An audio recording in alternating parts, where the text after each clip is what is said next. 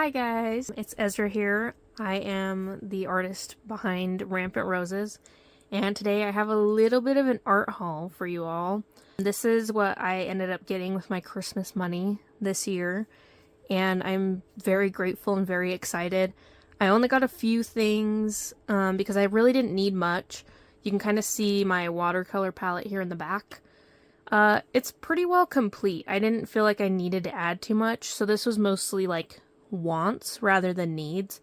There are a few here that I picked out because I felt like I was kind of lacking those colors or like wanting to make certain mixes that could use specific colors, and I will tell you which ones those are as we open them.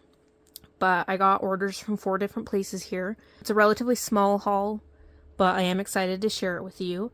This is probably going to be my first video on my channel, and I don't know how frequently I'm going to post on this channel. I did just start my gaming channel, and my very first video went live this morning. It's currently January 10th. It's a Saturday, so I'm excited for that channel to kind of kick off. But as for my art, I don't really have a lot of time to do stuff, so managing all of it is kind of... It can be a little bit difficult sometimes, so we'll see how often I'm able to post videos on this channel, but I thought this would be a fun one to start with, and I do have some other ideas for other videos that I would like to do at some point. I also apologize if you can hear my dogs barking outside. My art studio is out in our shed in the backyard, so you'll just have to excuse any barking or dog sounds in the background. They do like to play quite a bit. Okay, so I want to start off over here. This is a little order from Quiller Gallery.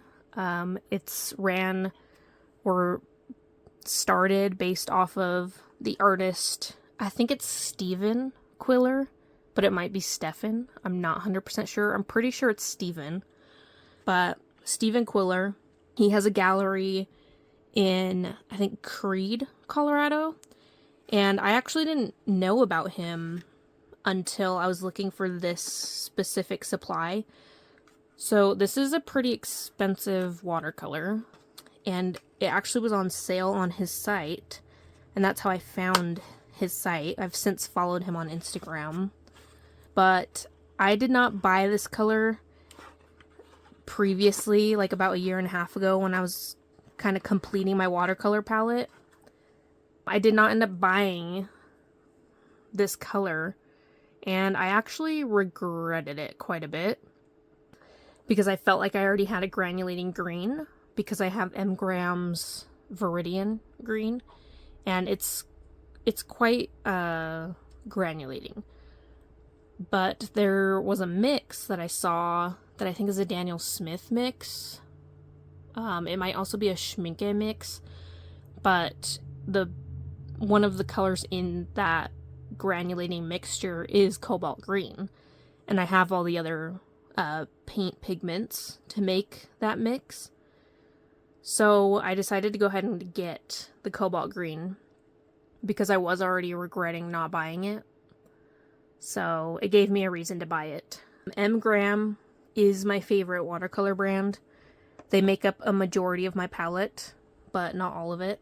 I do plan to do a watercolor like palette tour, my studio palette tour eventually, and I'll go through like all the colors and things, but you'll see that this is one of my favorite brands.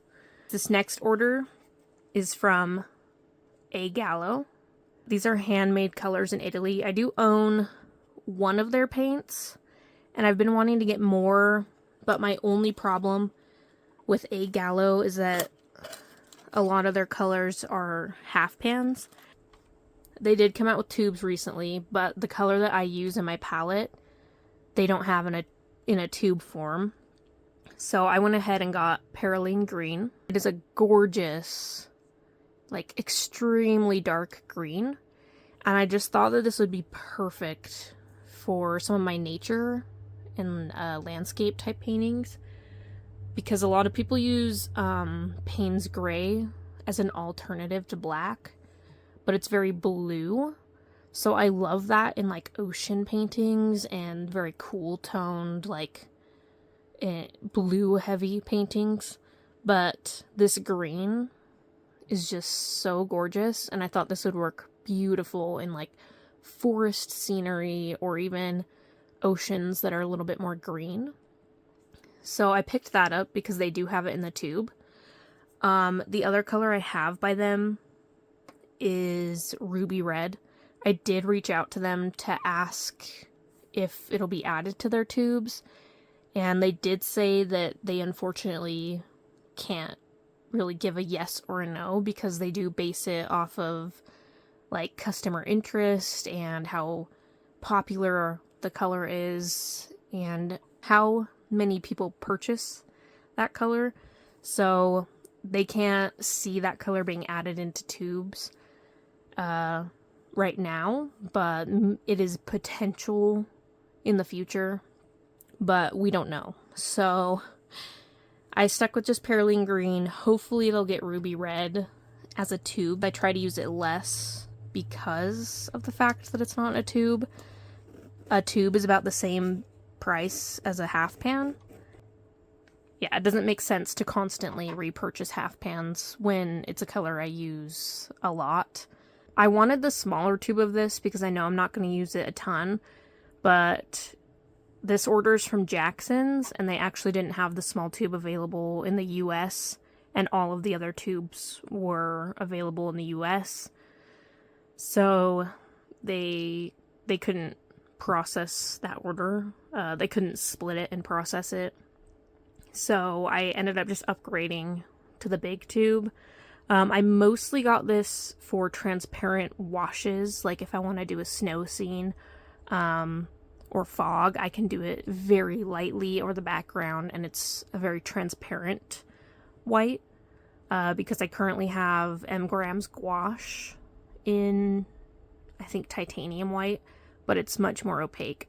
So this is PW4. And the other one I have is PW6. And Mgram does have a more transparent version of PW6, but it's a much like warmer white. And this one is a cooler toned white. So I definitely wanted that cooler toned, which is why I went with Sennelier. I would say that they're very comparable to Mgram because they're honey based. So if you want kind of a more affordable version of like an Mgram type of paint, I would definitely go with Sennelier. That's just my personal opinion, I guess. The next color we have in here is Cadmium Orange by Mgram. I ended up not buying any oranges because I have like a Pyrrole Red that is a very much orange leaning red. And then I have Gamboge by both Daniel Smith and Mgram. Their Gamboges are slightly different. So I was kind of content with that, but the more I've been like seeing color mixes I want to do, especially granulating ones, Holbein came out a couple of months ago with a granulating set. It's a very beautiful mix, and I thought it would be beautiful for certain like flowers and things. I was just going to use my Pyrrole Red or my Gamboge mixed with Potter's Pink, but this is a granulating orange, so this should give me more of the effect that I'm actually looking for in that color mix. And then the next two colors are both Daniel Smith. I went ahead and got some Lunar Black. This is another one I regretted not buying.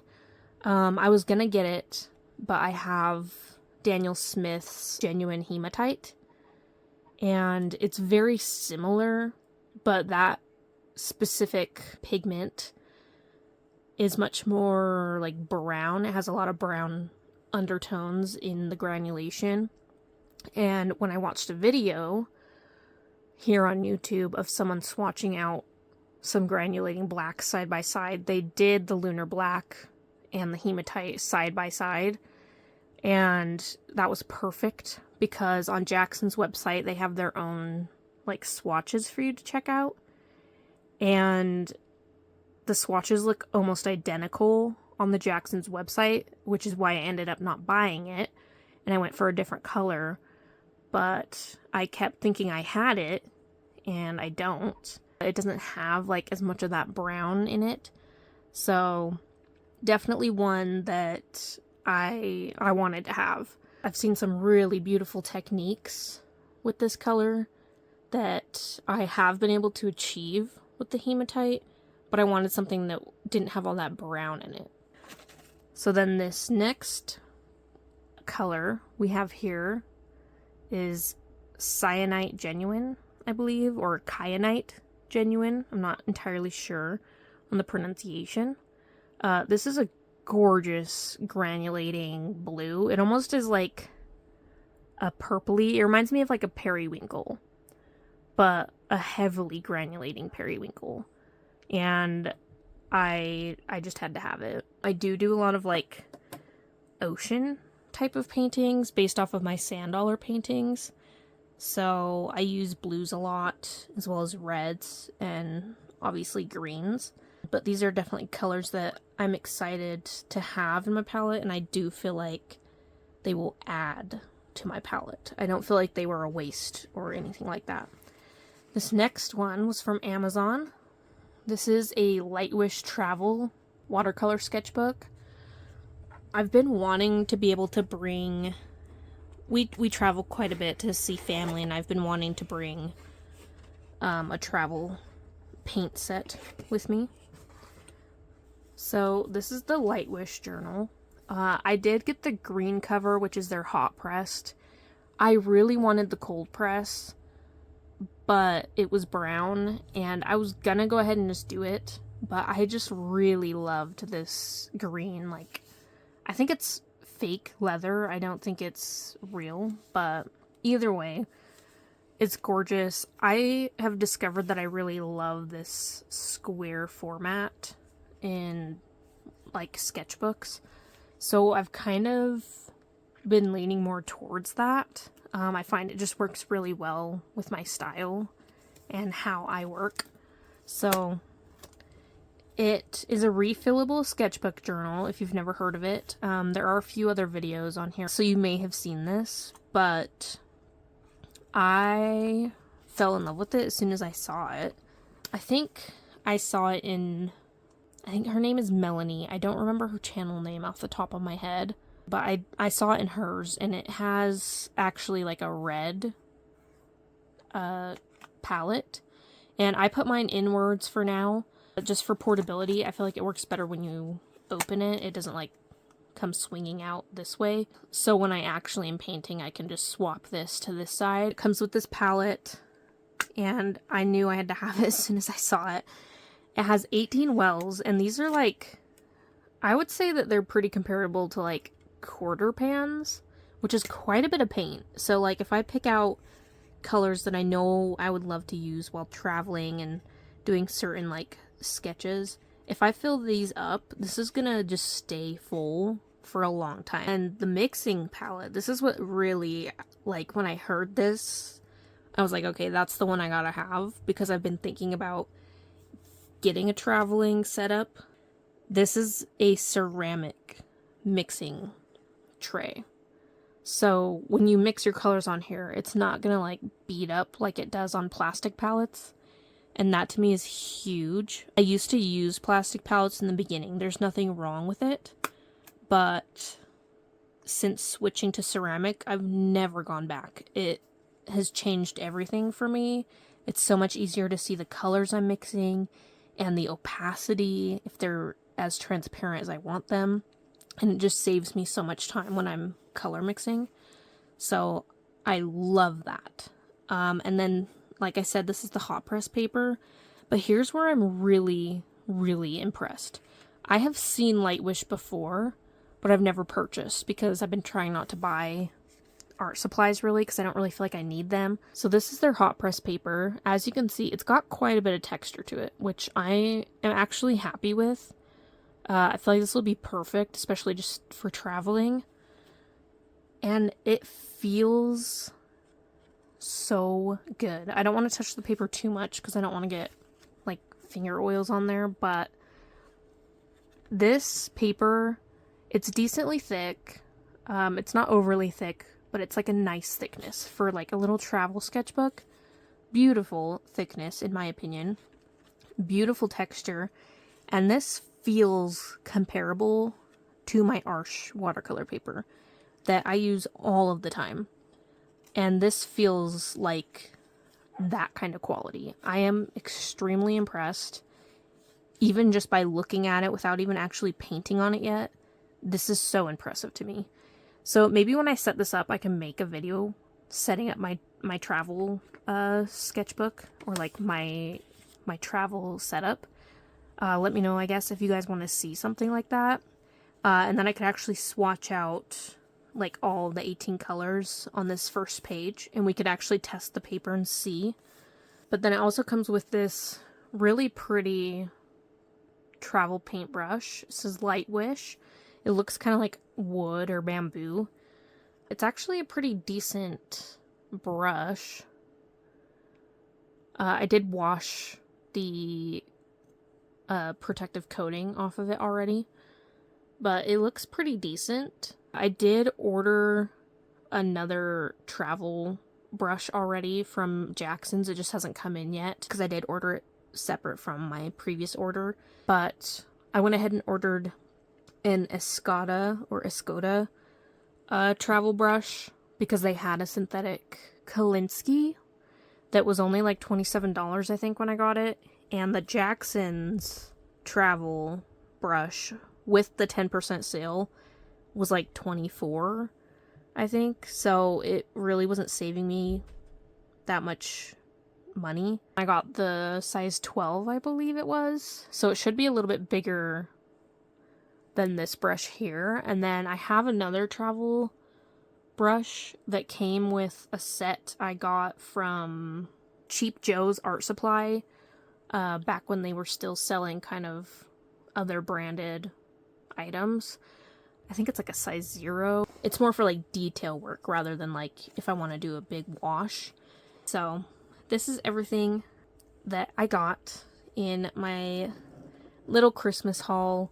Do let me know what else you guys kind of want to see on this channel. I don't really have a lot of time to do the stuff that I really enjoy. If there's any moms out there, you probably know it's not the easiest making time for your own fun and creativity. I do try, but again, because this is out in the shed, and right now, especially in the winter, it's just inconvenient for me to be out here at night. It's just too cold.